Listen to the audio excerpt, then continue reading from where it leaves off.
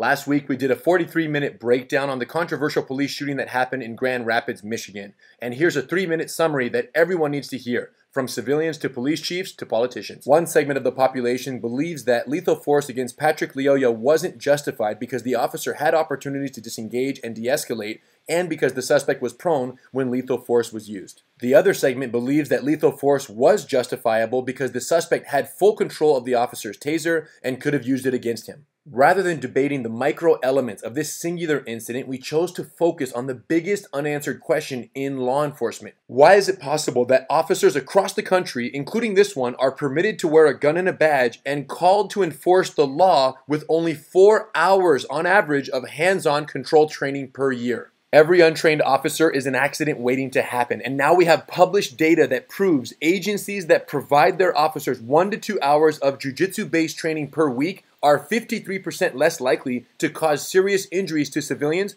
during use of force encounters. Naturally, this also means less lethal force, fewer lawsuits, and better community relations. So the question is, why isn't every agency doing this? The answer is quite simple. The minimum annual training requirements are set by the state, and 99% of agencies adhere to those minimums because that's all the state will cover financially. However, there is no rule that says an agency can't do more than the published state minimum as long as they're willing to cover the cost. And in Marietta, Georgia, where they sponsor all their officers to receive free weekly training at a carefully vetted civilian-owned BJJ school, they cracked the code on how to do this.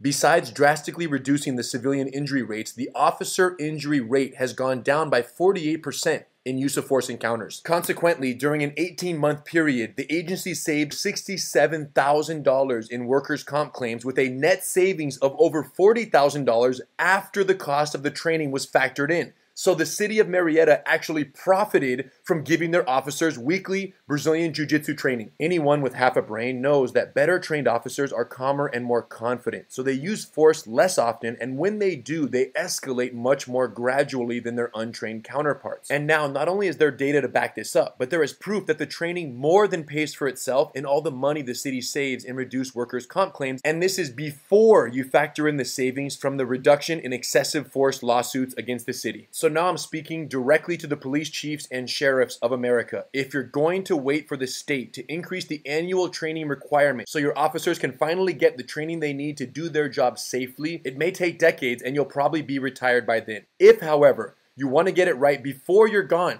contact us at gracieuniversity.com/reform and let's make it happen. The data speaks for itself and the program pays for itself. If you want to see change, you gotta lead from the front.